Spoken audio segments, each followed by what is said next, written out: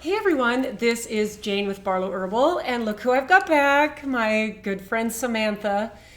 Now Samantha and I are coming on this video to talk to you about a really popular ingredient that seems to be flowing around the internet in natural skincare products, mainly soap, but also I've seen it in lip balms, in different salves. And this ingredient I feel like is a tiny bit controversial, only because people really either love it or they say stay away from it as far as in your skincare product. And what we're talking about is tallow. So Samantha breaks things down into a really digestible, easy way to understand, because you have a soap company and a skincare line company that I love, and you would never use tallow in your skincare products. No, I wouldn't use tallow. So what I wanted to do is just get together with Samantha and give you some serious, maybe reasons not to use tallow, but just some information about why you should consider why tallow maybe has gotten a bad rap. Because here's the thing. I know that when humans were making their own soap, years and years and years ago, they would use beef tallow. Yeah, they would use the whole cow. Right. They didn't waste anything Right. back then. Right? Well, and here's the thing too. If you ever saw Fight Club, you know. Oh, yes. They used human fat. Yes, they did. So all fat is not created equal. And I think maybe that should be the theme of this video, is that while you can make soap and skincare products out of tallow, which is beef fat, basically, there might be some really good reasons to not use tallow on your body and on your skin. So let's just kind of start talking about some of the reasons why and what you know about beef fat and about tallow. Okay. I think a lot of people don't realize that tallow, when you see tallow or Tallowate in soap, you'll see it on the label as Tallowate because it's the salt form from the saponification process of making soap. So Tallowate? Yeah, Tallowate, because it's actually the number the 8. salt. Oh no, I'm so sorry. Tallowate. So Talloaote. So Tallowate. So it's I see. I Yes, thought you yes, meant yes. number 8. I'm like, well, what is that? I've never heard of that. yeah. So Tallowate. Tallowate, We'll- because that's the we'll write this salt below. product. Yeah. And so basically, if you think about what beef fat is, right? It's after, so a cow goes to the slaughter, right? And so then they separate the beef from the fat to the best of their ability, because when you buy meat at the grocery store, there's fat on there, right? Yeah. Some for flavor.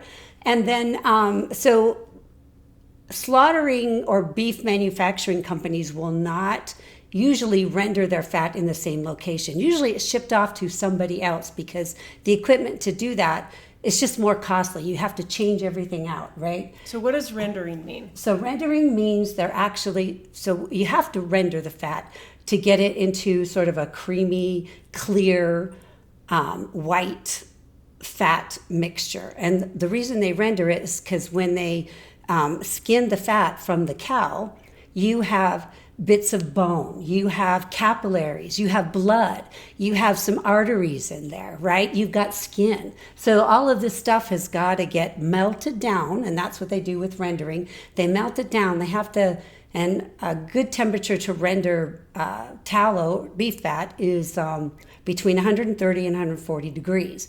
And it has to be kept there for several hours until it's like a clear liquid, and then all the other stuff kind of floats or sinks, right? And then it goes through a filtering process to separate the solid components from the liquid components.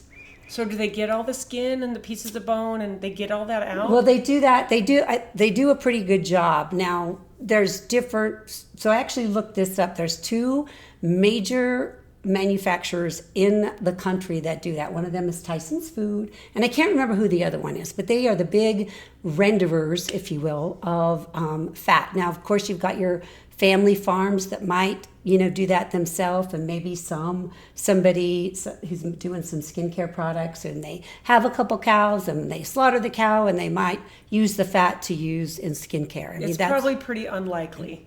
Right, it's probably very unlikely. If I were to make a guess. The other thing is that there's no regulation with rendering the fat.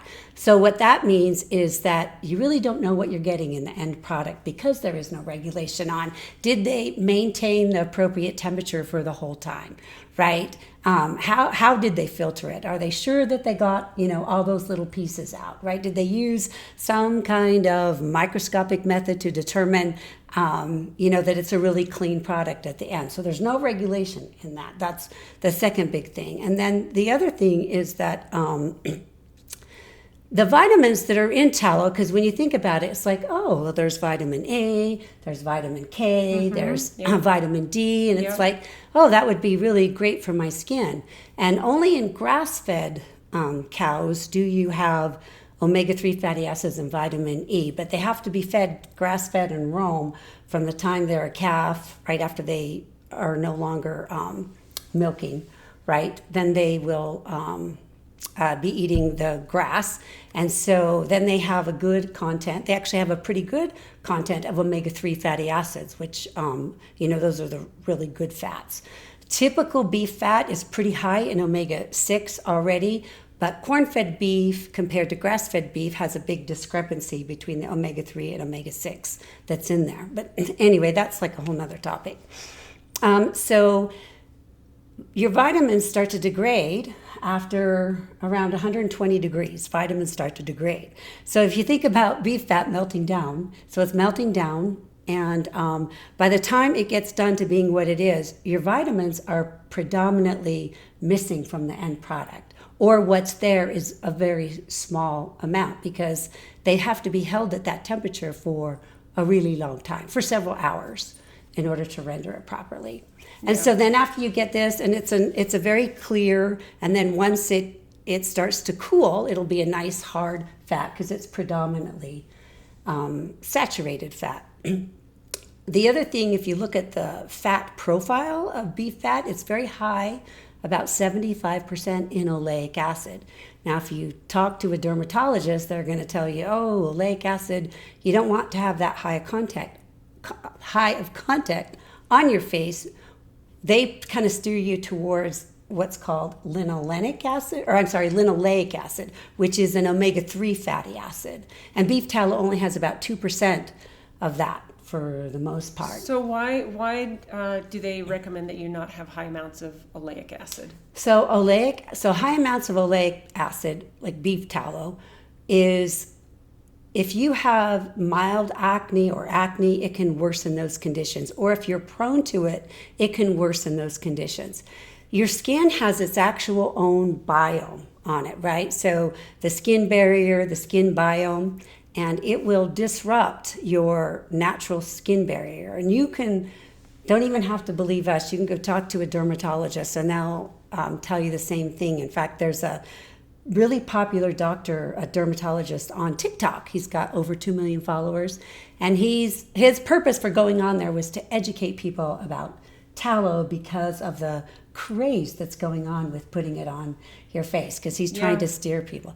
The other thing to note, I think that's important, is that the skincare industry is really moving away from, they want to steer towards cruelty-free, right? Cruelty-free products, more vegan products. Right. And tallow is just kind of the opposite of that, really.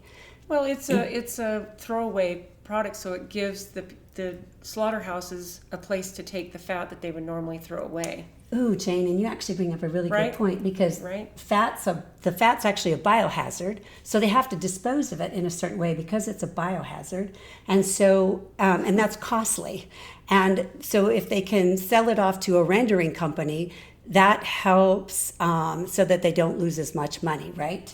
Yeah, so here's what's interesting. If you think about it, the fact that it's pretty trendy right now to get homemade soaps and balms and stuff with tallow, it's just a trendy thing in homemade stuff. But the industrial manufacturing around soaps, like if you think about Irish Spring or some of these, they've been using tallow for decades. Yes, for decades. This is not new, so. It's cheap and plentiful. It's cheap and plentiful, and here's what's happening. I think is because people are wanting more natural things to put on their skin, and the homemade soap industry is really, grassroots kind of coming up. Yes. You and I have been doing homemade soap for over a decade. Yes. And it's lovely, and more people are discovering this. So what's interesting is now it's like, oh, well, here's a cheap and plentiful ingredient that's been being used for years, and we can find a good way to put a positive spin on it. Yes. So why not do that? So let's talk about some other things about. Okay, so I want to talk about organic. So it's really hard to have organic beef. The other thing I want to talk about is, in order for it to be, is organic and also hormones and antibiotics. Sorry, I didn't finish my sentence. So anyway, with organic, in order for a cow to be considered organic, is it can't have any hormones, injections, it can't have any antibiotics, and it has to be fed organic grass or fodder. And let me tell you, the cost of organic grass and fodder, and to manage that and maintain that, is pretty darn challenging, and it's certainly not cost effective. So maybe a small farmer who's got 1 to 2 cows might be able to do that, but on a larger scale, there's just no such thing as organic. And what Jane and I want you to be is, we want you to be educated, so that you have this information, so that when you go look at stuff, you can say, oh no, aha, right? No, that's not right, because you're educated. Well, and it's not just that. I think that the people who are watching this are, a lot of this stuff makes sense, and a lot of people already know. We've talked about tallow slightly in a couple of videos we did before, but it wasn't as trendy as it is right now. It's really trendy, and it's all started with a particular influencer on TikTok who said that she's putting straight tallow on her face and how great her face feels, and since she's been doing that. But I do want to talk about the hormones and the antibiotics. Yeah, let's talk about that. So hormones are fat soluble, which means they're hydrophobic. They don't like water. So they tend to be stored in your fat versus the muscle. And that's true for humans, and it's true for animals. So if you think about all the hormones and the antibiotics that are given to these cows, and then they're going to slaughter, and then this fat is being rendered. So while the vitamins will degrade, the hormones and antibiotics don't so much. And so you're not just getting, what you may think is a benefit with the tallow, but you're also putting hormones and antibiotics on your face, right? Because those don't leave during the rendering process. Yeah, so it might feel smooth and creamy on your skin. Yeah. But here's the thing, that makes perfect sense, that hormones and antibiotics like the fat, and they stick in the fat. Yes. So I think we just live in really important times to be paying attention to stuff that we're putting on our body, because our skin is our largest organ. Yeah. Everything we put on our skin ends up inside of our bodies. So let's keep talking about more stuff. Okay. So I just want to compare tallow to plant-based products, right? Yeah. Sunflower oil, grapeseed oil, safflower oil, camellia seed oil, avocado oil. All of these oils are cold pressed, right, to get the oil out of the fruit. And so the fruit, the seed, whatever it is. And so rarely is there heat applied to that. So plants maintain all of those vitamins and minerals and all those good, and those phytochemicals that are in plants there are so good for you, not only inside, but they're good for your skin too. So you can it's so much easier to get the benefits that you might think the tallow is going to give you from a plant-based product. Yeah, so say someone's at a farmer's market and they go past a booth of someone with soap products, and they're touting all the benefits of tallow. What would be a couple of questions to ask these people that's a great question. What should you ask? So I would ask, do they raise their own cows, and do they render it themselves, or where do they get their tallow? Some might say, oh, well, we do it ourselves. So then my concern would be, how good is their process? Because you really don't know. Well, I would be willing to bet that you would be you would be very lucky to actually find somebody that is sitting at a farmer's market with handmade soap and tallow saying that they used it from their own cows that they slaughtered. Right. Like I think that you would I think it's very rare. Yeah, I think you might find this if you go to an Amish community, maybe. Oh, yeah, yeah. But other than that, I think I would be surprised. In fact, if any of you here actually has encountered someone that can say that, then so what would be another question to ask besides I would ask when we are making our soap and our skincare products, we know the percentages of the different ingredients. That's really important for formulation. So that's something else I would ask is, okay, you're using beef tallow. Well, what's your percentage? Like how much, like is it 30% of your soap? Is it only 10%? If it's in a skincare product, right? And if it's maybe in the no higher than 5%, right? And there's a lot of other good things in there that to help balance it out, like, grapeseed or sunflower or some of these other plant products, then, and it sounds good to you, you might consider it. But and this is just, Samantha's opinion. I wouldn't use tallow, but if it was something that I was looking at, I wouldn't get anything higher than like a 5% tallow in a product. Yeah, that's a good point. Because I know, like the soap that I make has coconut oil, olive oil, and then I add some super fatted oils like shea butter and sweet almond oil or something. But the main two oils are coconut and olive, which I think you do too. Yes, I use olive. I do use palm because a lot of people will replace palm with tallow if they don't want to use palm. Yeah. My palm is responsibly sourced palm, actually from a small little, what would you call it, farm. Palm farmer? Yeah, farmer? palm farmer. A palm farmer. Yes. Okay, yeah, so tell us more stuff. So as I was talking about the linoleic acid, linoleic acid is really good for your skin. It absorbs pretty well. It also will not disrupt your skin barrier, right? It won't. It's completely non-comedogenic. In fact, on the comedogenic scale, it has like a 0 rating because it's. What is that? What is comedogenic? Oh, I'm sorry. Pore clogging. It won't clog your pores. Where tallow is considered it is considered pore clogging, a comedogenic, and it has a pretty high number. I don't know if it's 0 to 4 or 0 to 3. I'm not sure how big that scale is. But I know that linoleic acid has a 0, like the lowest you can go. It's because it's just really good for your skin. So you want to find plant oils that have a little bit higher content of linoleic. And it doesn't have to be all linoleic acid, right? Because you want a combination of stuff. So how do you find that out? How do you find, like if someone does all plant-based soaps or skincare, how important is it to know those? Because aren't they automatically in there? Like yes, they're all automatically in there. Some have higher concentrations. Like grapeseed has like a 70% linoleic profile, which is good. Right, which is good. Yeah. They just have different variations, different percentages, but they all have a profile between oleic acid, palmitic acid, stearic acid, linoleic acid. And they just have varying amounts, which makes them,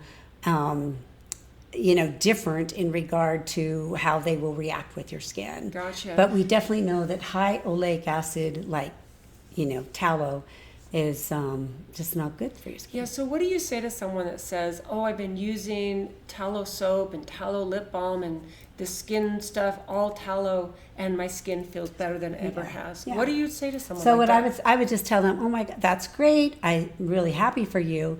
Have you ever tried, a plant product? Like if I had something if I was at a farmer's market and I would say, take a look at this. These are all cold processed botanicals.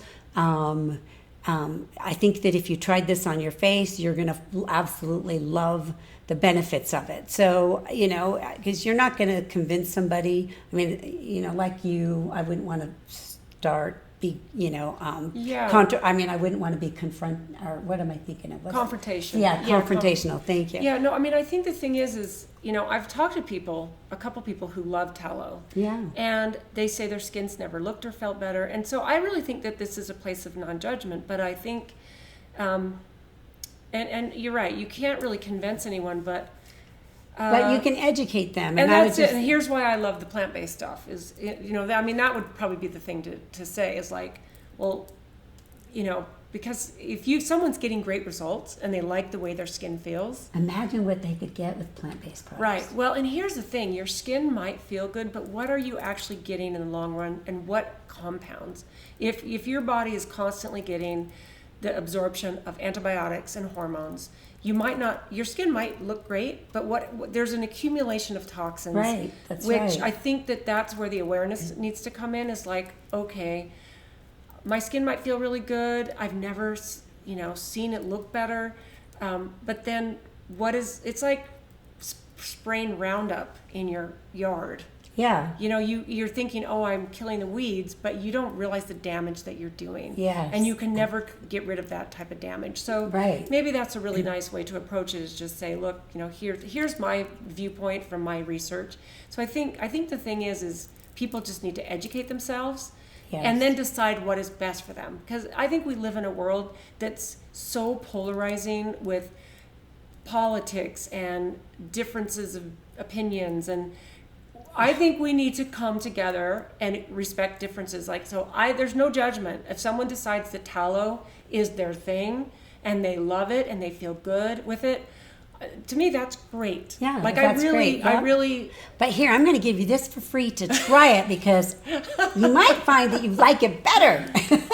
Yeah. So I think one of the things I really love before we wrap this up is I think it's really important to not use something that's just a throwaway from my opinion about beef fat used in a skin product is not only are you getting the things that are not good for you, but you're getting and absorbing all of the stress and the anxiety and the emotions of that animal that's mostly not treated right. Yeah. And they're put through these slaughterhouses. And I believe that not only do you absorb the meat when you eat the meat and you absorb the emotions in the meat, but you're getting the same thing in the fat. Yeah, because the fat is part of the animal. And I'm not a person who's I'm not vegan. I don't eat a lot of red meat. I'm super careful. There's locally sourced beef here in my state, in my city, and we're very careful. But I believe that we absorb the emotions of these animals that weren't treated properly. And I think it's just a really, if you can keep that energetic frequency out of your space, I think it's a really good idea. Yeah, I agree. I think it is a really good idea, for sure. And if you're somebody who's vegan, right, you're totally, or an environmentalist, that doesn't align with. Yeah, I think if someone's a strict vegan, they probably know about tallow. But yes, I'm sure they do. But if they don't, and being a vegan is important, that's something that's an ingredient to pay attention to. Yeah. So, we do soaps, but I tell you, the soap queen is right here. And I actually went on to Amazon and bought some of your soap recently. Oh. Because I love your soap so much. And it's like she gets all fancy and the names are, I love your soap. So thank you. I would suggest, I'll put a link below this to Samantha's website. And you can also go on Amazon. Her company is Lux Body Works. Mm-hmm. And you've got some great stuff. And she's highly educated and scientific. And me, I'm just like, well, if it feels right, and you don't want the energy, it's like, and you're like, well, here's the oleic acid, and here's the breakdown of the vitamins and the chemicals, and like Grace and Frankie. No, you're right. We got the wrong hair color. I know, we do. I should be Grace. You should be Frankie, but I think I'm Frankie. Anyway, thanks for watching, guys. If you have any questions, let me know. In fact, I know that Samantha looks at the comments below this video. Oh, I'd be happy to answer. And she'll jump in and answer some too. But if you haven't experienced the love and the amazing ingredients in Samantha's soap, then I would jump over to her website and grab yourself as many bars as you possibly can. because they're lovely to share. They're lovely to give as gifts. And, you know, what I like to do is every month I have these two lovely cleaning ladies who come and clean my house, and I give them, sometimes I'll give them some of your bars if they're really lucky, but I give them bars of my homemade soap too. Yeah. So it's really nice to show appreciation to people Yes, I agree. in your life. You know, I love showing up to a lunch with a girlfriend and bringing a bar of soap. Yes. So yes. it's just something that is, It's usable. It feels so good when Yeah. you do that. Like this is for me. Yeah, right? yeah. I made this just for you. Yeah. So thanks for watching, guys. I would love to know what you think about tallow. Maybe you love tallow, Yeah. and if you do, I'd love to hear what you think and what your experience with it is. So thanks for tuning in. Thank you for stopping by. And Thanks for having me. Of course. Anyway, we'll see you guys next time. Bye.